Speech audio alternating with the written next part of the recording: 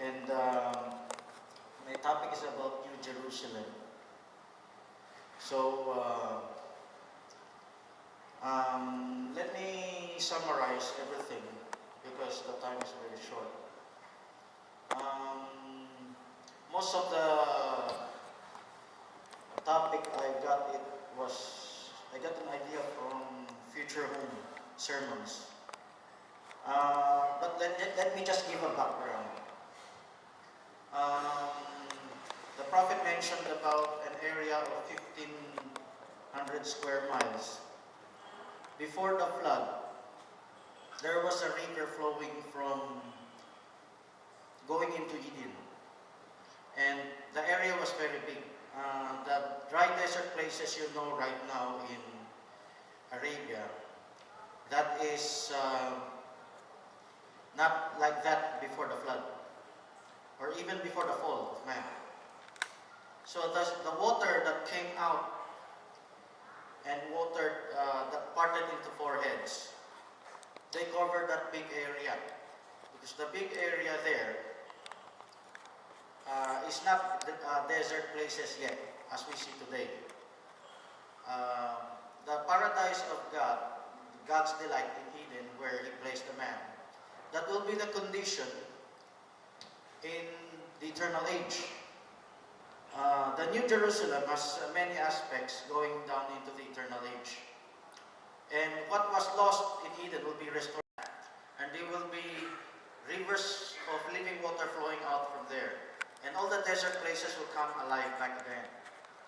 In Revelation chapter 22, that's the same scenario we live.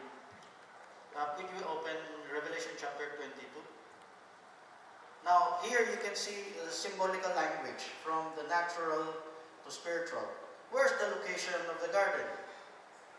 It will be somewhere there in Jerusalem. That's why there is this terminology in New Jerusalem.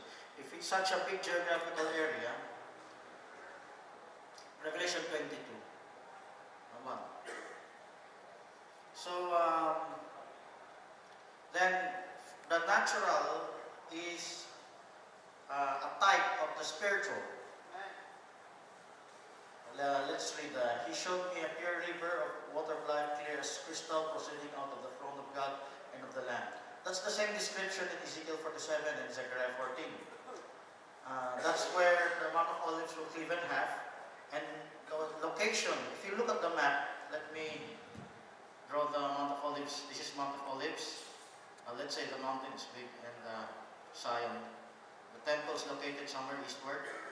If the mountain will cleave in half, waters will come from the temple and water all the desert places in Arabia.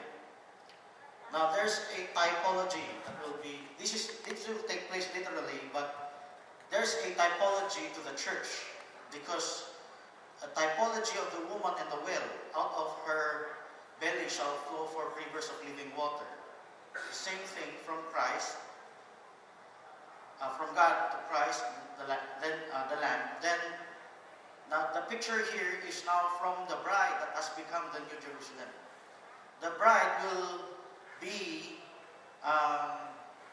the manifestation, or what others will call theophany, of God in flowing that anointing in this new age, New Jerusalem, in this new heaven and new earth.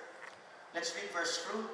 In the midst of the street of it, and either side of the river was there the tree of life, which bare 12 manner of fruit,